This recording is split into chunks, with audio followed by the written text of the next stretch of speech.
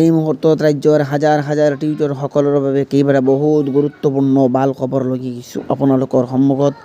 তো বহুত জল্পনা কল্পনাৰ পিছত টিউটৰসকলৰ বাবে এটা বহুত গুৰুত্বপূৰ্ণ খবৰ লৈ আহিছোঁ আপোনালোকৰ সন্মুখত। তো আপোনালোকৰ দৰমহা বৃদ্ধি হ'ব নেকি, কি ক'লে কেন্দ্ৰীয় কমিটিয়ে, কি সিদ্ধান্ত ল'লে, আকৌ দৰমহা বৃদ্ধি হ'ব নেকি, অৰ্থাৎ চেলাৰীটো ইনক্ৰিজ হ'ব কি নহ'ব, এইটো ওৰ বাবে এটা বহুত গুৰুত্বপূৰ্ণ আপডেট লৈ আহিছোঁ। ভিডিঅ'টো পোনপ্ৰথমৰ পৰা লাষ্ট অবধি চাওক। তো শ্ৰদ্ধাৰ শিক্ষাগুৰুবৃন্দ, নমস্কাৰ জনালোঁ।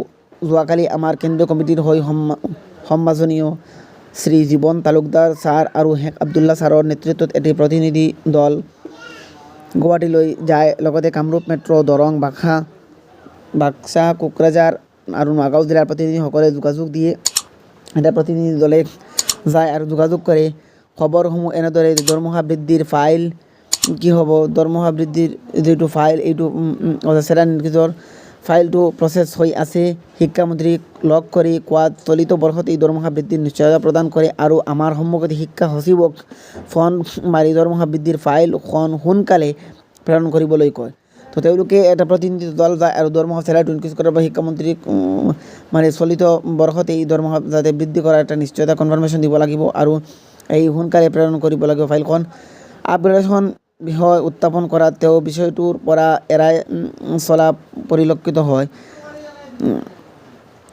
ছেল্ফৰেছ বিদ্যালয় ছাত্ৰ ছাত্ৰীৰ সুবিধা সন্দৰ্ভত উত্থাপন কৰাত তেওঁ কয়, বৰ্তমান বাজেট নাথাকিলেও অতিৰিক্ত ৰাশি ধনৰ পৰা সুবিধাখিনি প্ৰদান কৰিব, কিন্তু আৰু কেইটামান দিনত অপেক্ষা কৰিব লাগিব মুখ্যমন্ত্ৰীৰ সাক্ষাতৰ বাবে আবেদন কৰা। তো তেওঁলোকে কয় যে যাতে যদি বাজেট অধিৱেশন নাথাকে তেনেহ'লে অতিৰিক্ত ধনৰাশিৰ পৰাও তেওঁলোকৰ যাতে চেলাৰী ইনক্ৰিজ হয়, তেওঁলোকৰ চেলাৰীটো যাতে ইনক্ৰিজ হয়, চেলাৰীটো যাতে বৰ্ধিত কৰা হয়, বৃদ্ধি কৰা হয়, অৰ্থাৎ তেওঁলোকৰ যাতে দৰমহা বৃদ্ধি কৰা হয়, সেইবাবে যাতে প্ৰচেছ চলায় তেওঁলোকে সাক্ষাৎ কৰে আৰু শিক্ষামন্ত্ৰীক এইটো কয়। আৰু কি কয় এই প্ৰতিনিধি দলে যে সোনকালে এই ফাইলখিনি প্ৰেৰণ কৰিব লাগিব, এইটোখিনি কয় আৰু মুখ্যমন্ত্ৰীক সাক্ষাৎ কৰাৰ বাবে আবেদন কৰে।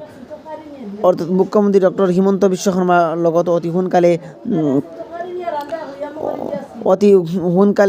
মুখ্যমন্ত্ৰীৰ লগত সাক্ষাৎ কৰিব লাগিব, সাক্ষাৎ কৰি যাতে তেওঁলোকৰ চেলাৰীটো ইনক্ৰিজ কৰিব লাগিব তাৰ প্ৰচেষ্টা কৰে আৰু শিক্ষামন্ত্ৰীক লগ কৰে আৰু এইটো কয় যাতে সোনকালে তেওঁলোকৰ কাৰণ অসম চৰকাৰে আগতে এটা জাননী প্ৰকাশ কৰিছিল তেওঁলোকৰ LP আৰু UPৰ টিচাৰসকলৰ বাবে, শিক্ষকসকলৰ বাবে, এই টিউটৰসকলৰ বাবে যাতে চেলাৰী ইনক্ৰিজ হয়, কিন্তু চেলাৰী ইনক্ৰিজৰ প্ৰচেছটো চলি আছে আৰু সোনকালে এইটো কৰিব লাগিব, এইটো আশ্বাস প্ৰদান কৰে আৰু আশ্বাস প্ৰদান কৰি এইখিনি তেওঁলোকে কয়। আৰু বেঞ্চৰ শিক্ষকসকলৰ এই প্ৰাধিকৰণৰ এটা গুৰুত্বপূৰ্ণ সিদ্ধান্ত, এই টিউটৰসকলৰ লগতে বেঞ্চৰ শিক্ষকৰ যাতে প্ৰাধিকৰণ কৰে সোনকালে, এইটো মই আশা কৰিছোঁ অসমৰ শিক্ষামন্ত্ৰীক আৰু অনুৰোধ কৰিছোঁ যাতে সোনকালে তেওঁলোকৰ প্ৰব্লেমখিনি যাতে ছল্ভ কৰে বেঞ্চৰ শিক্ষকসকলৰ আৰু টিউটৰসকলৰ যাতে পৰ্যাপ্ত পৰিমাণে চেলাৰী দিয়ে আৰু যাতে ফুল প্ৰটেকশ্যন দিয়ে, ফুল চেলাৰীটো যাতে দিয়ে আৰু যাতে সম্পূৰ্ণ শিক্ষক হিচাপে নিযুক্তি কৰে, এই আশাটো মই কৰিছোঁ। তো এনেকুৱা ইনফৰমেশ্যন পোৱাৰ বাবে কাইণ্ডলি আপোনালোকে মোৰ YouTube channel education news 11 subscribe কৰি লগতে নটিফিকেশ্যন অলপ থাকিব। ভিডিঅ' চোৱাৰ বাবে আপোনাক মই ধন্যবাদ জ্ঞাপন কৰিছোঁ। Thank you all of U.